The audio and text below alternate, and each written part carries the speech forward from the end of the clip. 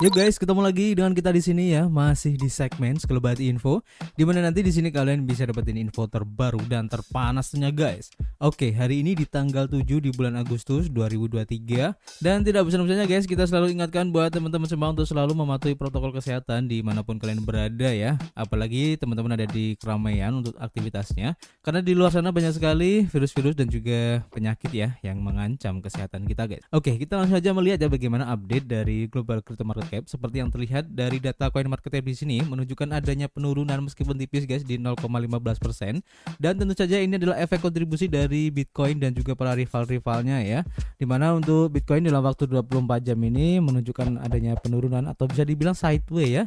Perubahannya di 0,87% ya, merah, disusul juga oleh Ethereum di 1,2% untuk penurunannya. Kemudian BNB juga merah guys, tipis di 0,85%. XRP juga lumayan lah kalau kita lihat ya, 2,19% untuk penurunannya. Kemudian untuk Dogecoin juga lumayan guys di 3,34%. Cardano di 1,5% untuk penurunannya. Solana masih hijau ya, lumayan bagus di 1,13%. Kemudian untuk Shiba Inu setelah kemarin mengalami kenaikan yang cukup lumayan ya, hari ini turunnya cukup lumayan juga di 8,14% guys. Dan rata-rata kalau kita lihat di sini untuk perubahan altcoin tidak jauh berbeda ya. Kalau kita lihat rata-rata di 1-2% guys. Kemudian kalau kita lihat bagaimana update dari pergerakan harga Bitcoin, seperti yang terlihat ya dari chart Bitcoin di sini menunjukkan adanya ya bisa dibilang ada sedikit kenaikan ya pada saat ini guys, meskipun kemarin untuk close candle-nya ini merah tapi masih tertahan di harga sekitar 29.100-an ya. Ini cukup bagus kalau menurut saya pribadi karena titik support tersebut masih menjadi titik support yang kuat ya, dan kita tunggu aja apakah akan ada informasi yang men-trigger harga dari Bitcoin ini untuk naik lagi dan mencoba retest di resisten MA20 time frame daily, sekaligus mencoba retest juga ya di MA50 time frame daily juga. Dan untuk tujuan terakhirnya tentu saja mencoba retest di harga $30.000 guys, dan kita doakan aja semoga ini terkonfirmasi dengan bagus ya, dan kita doakan juga semoga close candle-nya besok bisa di atas 30.000 ini, dan tentu saja itu akan membuat sentimen positif ya, sehingga akan membuat trigger lagi buat Bitcoin bisa naik lagi guys. Oke. Dan ada informasi yang cukup menarik guys ya, atau bisa dibilang itu cukup mengejutkan juga ya, khususnya buat para holders dari token Bryce atau Bryce Army ya. Dimana kalau kalian mengikuti ya, untuk perubahan yang terjadi kemarin sempat ada sesuatu yang membuat heboh juga ya, dimana kemarin itu terjadi peretasan guys. Dan di sini terlihat ya bahwa harga dari Bryce kemarin itu cukup dalam ya untuk penurunannya. Dan kalau kita lihat untuk titik tertinggi kemarin sempat menyentuh turun di 54% ya untuk penurunan kemarin, tapi sudah mencoba untuk naik lagi karena di harga ini kayaknya sudah banyak sekali ya para investor yang masuk di Bryce ini guys. Dan ini terlihat dari pergerakan grafik yang terjadi ya.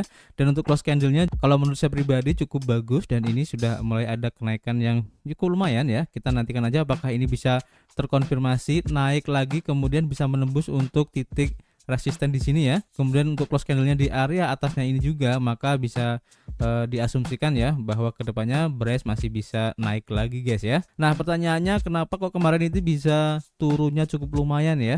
Nah kalau kita lansir dari Twitternya, dimana kemarin terjadi peretasan ya, dimana peretasan terjadi pada kontrak pintar staking yang telah menjadi sasaran serangan berbahaya guys, yang mengakibatkan penonaktifkan sementara untuk fitur staking dari Bryce ini guys.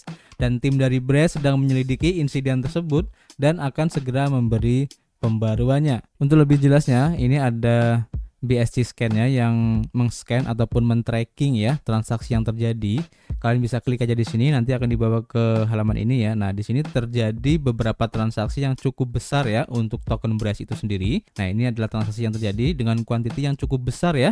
Di sini ada 35 miliar, ada 4,8 miliar, ada 35,2 miliar token Bryce. Ini banyak banget, dan tentu saja ini membuat sedikit ya kekhawatiran lah ataupun kepanikan dari holders token Bryce ini ya, sehingga kemarin mengakibatkan penjualan yang cukup lumayan guys. Kalau kalian bisa tracking untuk wallet-wallet yang bisa dijadikan sebagai suspek ya. Kalian bisa cek sendiri nanti, tinggal diklik aja di sini. Kalian bisa cek juga untuk walletnya, kemudian transaksi yang terjadi. Jadi kata Bryce ini ya, selama pelanggaran baru-baru ini seorang peretas menargetkan salah satu alamat wallet dari Wales Bitget ya, yang memungkinkan mereka untuk mencuri koin sebanyak 3 triliun dalam bentuk Bryce yang dipertaruhkan atau di staking guys. Dan di sini Bitget memberi pernyataannya bahwa smart contract staking ini masih tetap aman dan mereka secara aktif menyelidiki insiden tersebut. Kemudian untuk situs web staking ini akan dapat diakses oleh staker dalam 3 hari ke depan ya. Jadi mereka masih menyelidiki dan juga menganalisis serangan tersebut guys, dan memohon kesabaran kita ya. Jadi buat teman-teman semua yang mungkin juga sedang melakukan staking untuk token Bryce-nya, dicek aja apakah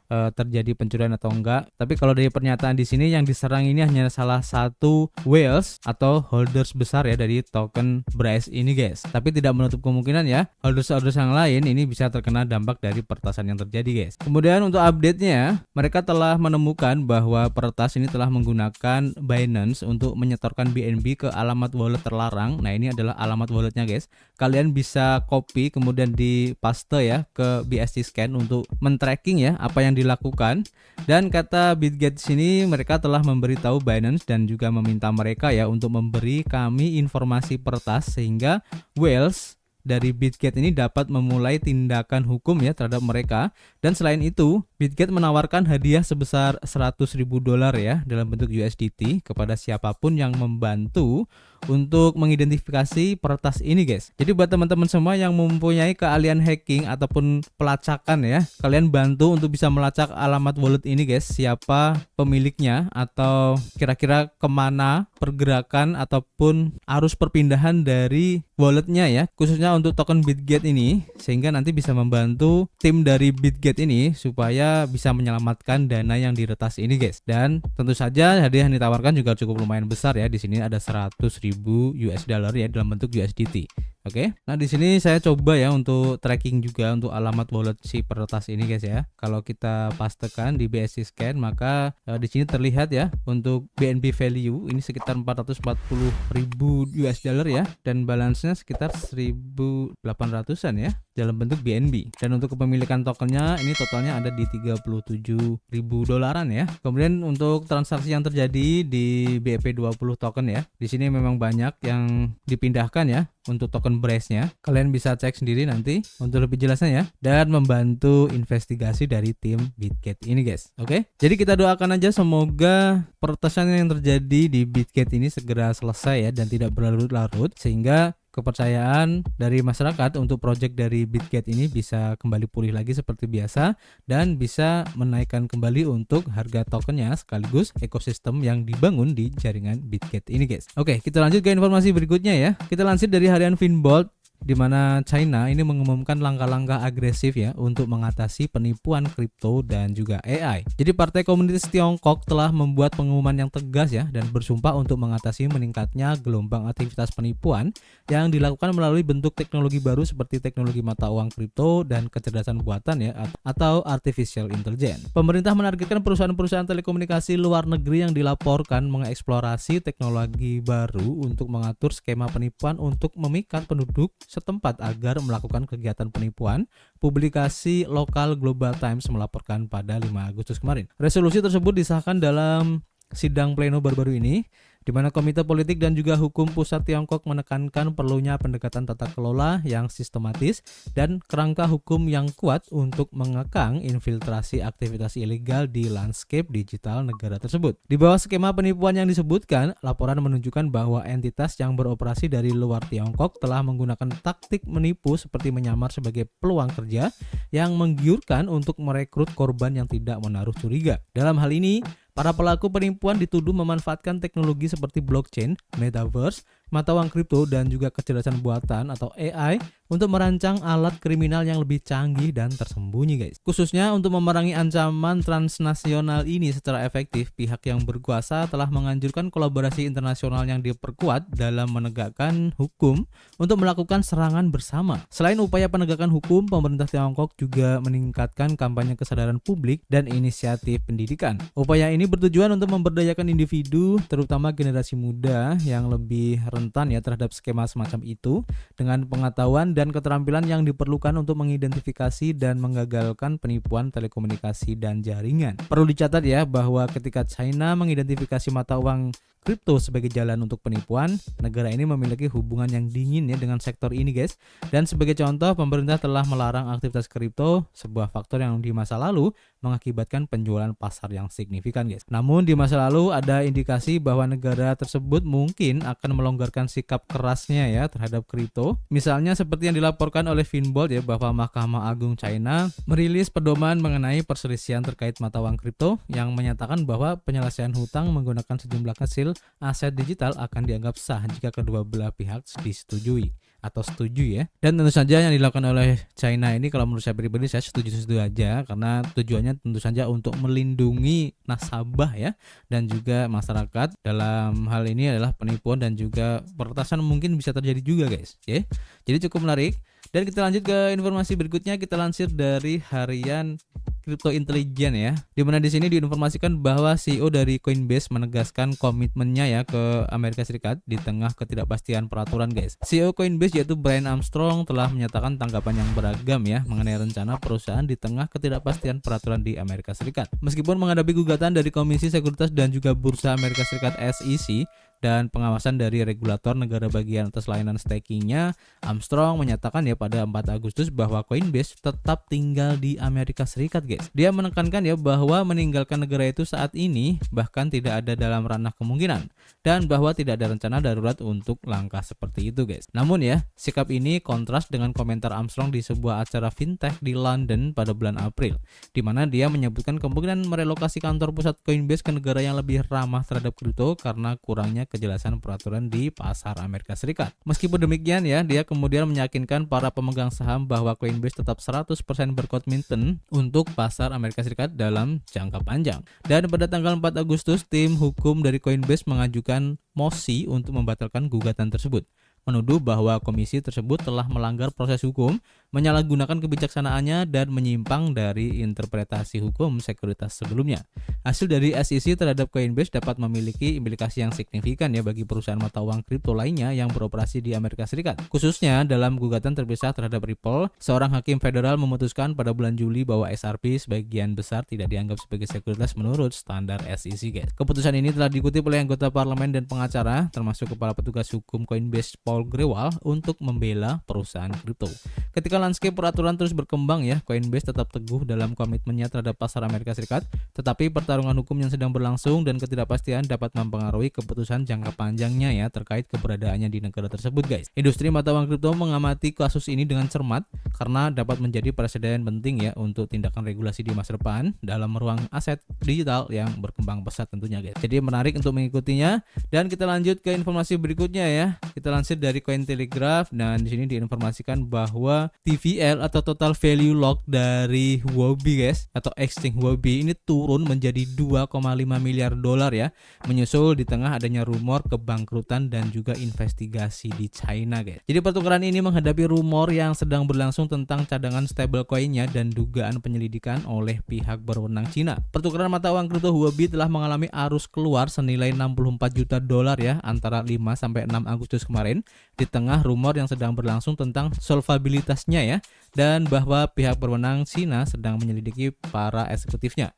Arus keluar selama akhir pekan mengakibatkan total nilai terkunci atau TVL bursa turun menjadi 2,5 miliar dolar pada saat penulisan ini dan turun dari 3,09 dolar pada 6 Juli guys. Rumor bahwa pimpinan bursa telah ditangkap di China pertama kali muncul pada 4 Agustus kemarin sebagai bagian dari dugaan penyelidikan tentang hubungan bursa dengan platform perjudian guys. Berbicara kepada Cointelegraph, juru bicara Huobi melabeli klaim tersebut sebagai berita palsu.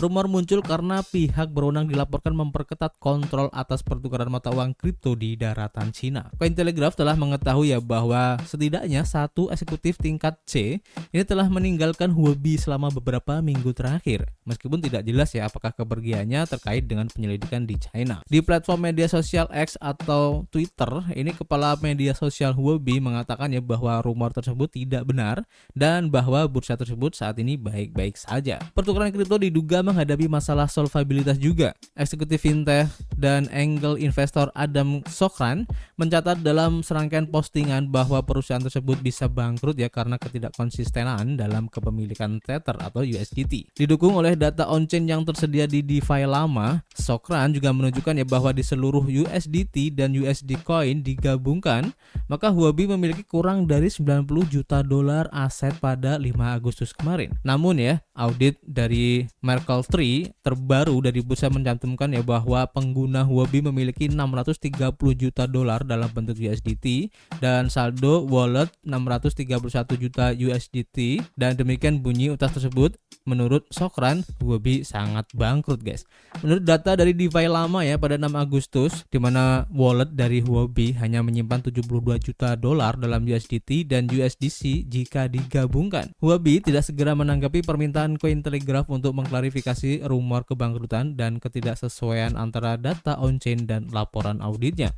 Huobi juga menghadapi tantangan di yurisdiksi lain dan tindakan penegakan hukum oleh regulator sekuritas Malaysia memaksa bursa untuk menutup operasinya di negara itu pada bulan Mei guys. Jadi sekarang lagi ramai diperbincangkan ya untuk Huobi ini karena memang ada ketidaksinkronnya data ya dari reserve-nya, dan ini tentu saja membuat sedikit kekhawatiran dari pecinta kripto tentu saja ya, karena Huobi ini bisa dibilang sebagai exchange terbesar di Korea kalau nggak salah ya, dan tentu saja ini pasti akan sangat berefek sekali jika memang Huobi memang benar seperti yang diisukan. Dan apakah akan menyusul FTX berikutnya?